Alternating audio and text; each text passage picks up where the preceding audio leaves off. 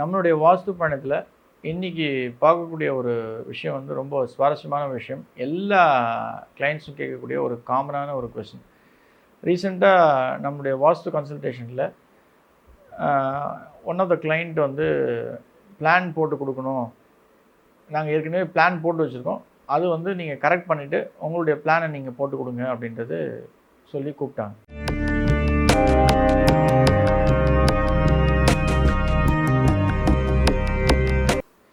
நமஸ்காரம்.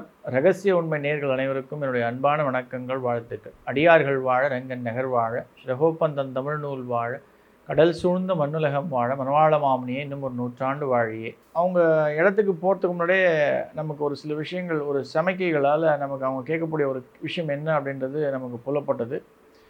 அது குறித்து நம்ம பேசிட்டு போயிட்டு இருந்தோம். அது நம்ம எப்படி நமக்கு அந்த இயற்கையுடைய சமிக்கைகள் நமக்கு வந்து தெளிவாக புரியுதோ, அந்த விஷயங்கள், அவங்க கேட்கக்கூடிய விஷயங்கள் நமக்கு முன்னாடியே இயற்கை நமக்கு தெரிவிச்சிட்டோம். அந்த விஷயத்தில் அவங்க கேட்ட கேள்வி என்ன அப்படின்னா, சார் நாங்கள் வந்து ரிட்டையர் ஆக போகிறோம். எங்ககிட்ட ரிட்டையர் ஆகிறதுக்கான பணம் எங்கள் வீட்டுக்கார் அவர் வச்சுருக்க பணமும் ப்ளஸ் நான் வந்து வேலை செய்யும் பொழுது சேர்த்து வச்ச பணத்தையும் வச்சு இந்த வீடை கட்ட போகிறோம். இதில் எங்களுக்கு வந்து ஒரு 2 கடை கட்டி விடணும் அப்படின்றது எங்களுக்கு ஒரு ஆசை சார். இது ஒரு கமர்ஷியலான இடம், மெயின் ரோட்டில் வரக்கூடிய இடம். வாடகை விட்டோம் அப்படின்னா நிச்சயமாக எங்களுக்கு வந்து ஒரு 30,000 ரூபாய் அதில் வாடகை வரும். அந்த ஒரு நம்பிக்கையில் தான் நாங்கள் வந்து இந்த வீடையும் கட்டுறோம், சில கடனையும் வாங்கி தான் கட்டுறோம் அப்படின்றது அவங்களுடைய ரிக்வெஸ்ட்டாக இருந்தது. எல்லா நேயர்களும் சொல்லக்கூடிய ஒரு விஷயம் என்ன அப்படின்னா, சார் நாங்கள் கடன் வாங்கி வீடு கட்டுறோம், அந்த கடனை அடைக்கிறதுக்கு எங்களுக்கு வருமானம் அப்படின்றது வந்து ஒரு நிரந்தரமான ஒரு விஷயமா இருக்கணும், அதுக்காக நாங்கள் வந்து கடையை கட்டி விட்டுடலாம், இது வந்து கரெக்ட் தானே, வாஸ்துபடி புரிஞ்சு வருமா அப்படின்றது எல்லா நேரிலும் கேட்கக்கூடிய ஒரு விஷயம். நான் இதை பார்க்கக்கூடியவர்களுக்கும் நம்மளுடைய கிளைண்ட்ஸு, ஃபாலோவர்ஸு, நம்மளுடைய சப்ஸ்கிரைபர்ஸ் எல்லாருக்குமே சொல்லக்கூடிய ஒரு விஷயம் என்ன அப்படின்னா,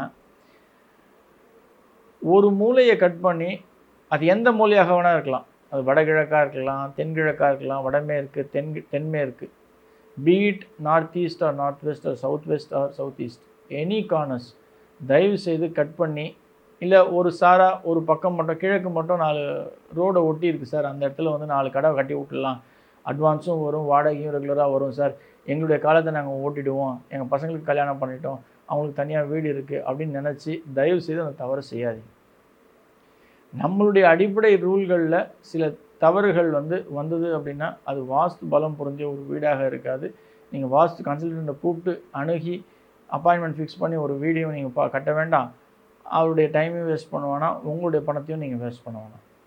அவர் சொல்கிறது ஃபாலோ பண்ணுறதா இருந்தால் நீங்கள் தாராளமாக பண்ணலாம், அது யாராக இருந்தாலும் நான் சொல்கிறேன். ஏன்னா நம்மளுடைய வீடியோஸை பார்த்து நிறைய பேர் அவங்களே வந்து ஓரளவுக்கு அறிவு புரிஞ்சு மற்றவர்களுக்கும் தெரிய வைக்க ஒரு நாலேஜை வளர்க்கக்கூடிய ஒரு விஷயமாக இருக்குது. அதனால் நான் சொல்லக்கூடிய விஷயம் என்ன அப்படின்னா, மூலைகளை கட் பண்ணியோ இல்லை வடக்கு மேற்கு தெற்கு சார்ந்து, மேற்கும் சார்ந்து, கிழக்கும் சார்ந்து தயவு செய்து இந்த கடை அப்படின்ற ஒரு விஷயத்தை கட்டாதீங்க. இது வாஸ்துட்டிக்கலாக மிகப்பெரிய தவறு. இதனுடைய பாதிப்பை நிச்சயமாக இந்த வீட்டுடைய கட்டுகின்ற ஓனருடைய குடும்பம் நிச்சயமாக அந்த கஷ்டத்தை அனுபவிக்க வேண்டியது இருக்கும். சார் அப்போ எப்படி தான் பண்ணலாம், வருமானம் என்ன தான் பண்ணலாம்? ஒரு ஃப்ளோர், ஒரு கம்ப்ளீட் ஃப்ளோர், இப்போ கீழே பார்க்கிங் நீங்கள் விட்டுறீங்க பார்க்கிங்காக, ஓகே. நான் ஜென்ரலாக வந்து என்னுடைய எங்களுடைய கன்சல்டேஷன்ஸில் ஆண்டாள் வாஸ்து கன்சல்டேஷன்ஸில் நிச்சயமாக அண்டர் கிரவுண்ட் பார்க்கிங் அட்வைஸ் பண்ணுறதே கிடையாது. அது வந்து நல்லது கிடையாது. அது வந்து நிச்சயமாகவே ஒரு சில பாதிப்புகளை உருவாக்கும். அது அனுபவிக்க வேண்டியது அந்த ஓனர்கள் தான். மேலே பார்க்கிங் விடலாமா அப்படின்னு நீங்கள் கேட்டிங்க அப்படின்னா, மல்டிபிள் பில்லர்ஸ் போட்டு தயவுசெய்து பார்க்கிங் பண்ணாதீங்க. 1, 2 மிஞ்சி போனால் ஒரு 2 வண்டிகள் பார்க் பண்ணுற மாதிரி வச்சுக்கிறதுக்கு ஸ்பேஸ் இருக்கிறது நல்லது. அதுக்கு மேலே வேண்டாம் மல்டிபிள் பார்க்கிங். அந்த மாதிரி விஷயங்கள் வரக்கூடிய அப்பார்ட்மெண்ட்ஸாக இருக்கட்டும், இல்லை கமர்ஷியல் ஸ்பேஸஸாக இருக்கட்டும், அந்த பாதிப்பு அப்படின்றது நிச்சயமாக அவங்க பரிபூர்ணமாக நம்ம கண் கூட பார்க்க முடியுது, அவங்க அனுபவிக்கிறது. சார் அப்போ என்ன தான் பண்ணலாம் அப்படின்னு நீங்கள் கேட்டிங்க அப்படின்னா, நான் ஏற்கனவே சொன்னபடி தான், பார்க்கிங் அப்படின்றது வந்து அவசியம் இல்லை வீட்டு உள்ள, அது வெளில இருக்கிறது நல்லது. நிறைய ஸ்பேஸ் இருந்ததுன்னா தாராளமாக அந்த ஸ்பேஸில் நீங்கள் வந்து தனித்தனியாக கொடுத்துக்கலாம். பட் வீட்டு லிவிங் ஸ்பேஸ்க்குள்ளே அந்த ஒரு ஏரியாவுக்குள்ளே பில்லர்ஸ் போட்டு கீழே ஒரு ஃப்ளோரை வந்து பார்க்கிங்காக கொடுக்காதீங்க. கிரவுண்ட் ஃப்ளோரை நிச்சயமாக அண்டர் கிரவுண்டில் கொடுக்காதீங்க. இதெல்லாம் வந்து நல்லது கிடையாது, வாஸ்துடிக்கலாக வராது. அதே போல் நீங்கள் கமர்ஷியலாக உங்களுடைய பில்டிங்கை ரெண்ட் அவுட் பண்ணணும் அப்படின்னு நீங்கள் நினைக்கிறீங்க அப்படின்னா தாராளமாக கம்ப்ளீட் ஃப்ளோரை, கிரவுண்ட் ஃப்ளோரையோ ஃபஸ்ட் ஃப்ளோரையோ செகண்ட் ஃப்ளோரோ whichever is comfortable to you, complete ஃப்ளோரை வாடகைக்கு விட்டுருங்க. தாராளமாக விடுங்க, தவறு கிடையாது. ஆனால் பட் எக்காரணம் கொண்டும் ஒரு திசையிலையோ வடக்கு மட்டும் நாங்கள் விட்டுறோம் சார், பின்னாடி வீடு கட்டி அது வாடகைக்கு விட்டுறோம் அப்படின்னு நீங்கள் செய்கிறீங்க அப்படின்னா அது நிச்சயமான ஒரு தவறு, பாதிப்பை உண்டாக்கும்.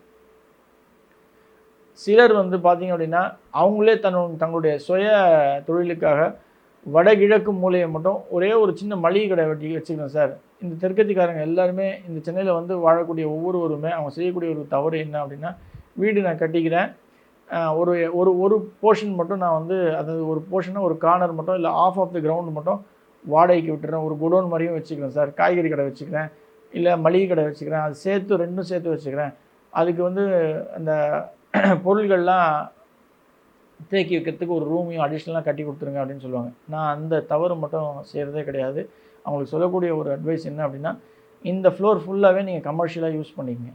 இல்லையா ஃபஸ்ட் ஃப்ளோரில் நீங்கள் இருங்க, மேலே ஜென்ரலாக வந்து யாரும் டாப் ஃப்ளோர் மேலே வந்து ஏறி வந்து வாங்க மாட்டாங்க, அங்கே நம்ம கமர்ஷியலாக பண்ண முடியாது கடைகள்னு பட்சத்தில். இல்லை அப்படின்னா நீங்கள் ஒரு ஆஃபீஸ்க்கு ரெண்ட் அவுட் பண்ணுறீங்கன்னா கிரவுண்ட் ஃப்ளோர் ஃபஸ்ட் ஃப்ளோரில் நீங்கள் இருந்துக்குங்க, செகண்ட் ஃப்ளோரை ஒரு கமர்ஷியல் பிளேஸாக ஒரு ஆஃபீஸ்க்கு ஒரு ஐடி எனேபிள்டோ வாட் எவர் அக்கௌண்ட்ஸோ என்ன ஒரு ஆஃபீஸ் ரன் பண்ணுறாங்களோ அந்த ஒரு ஃப்ளோர் கம்ப்ளீட் ஃப்ளோரை வந்து நீங்கள் வந்து கமர்ஷியலாக பண்ணிங்க.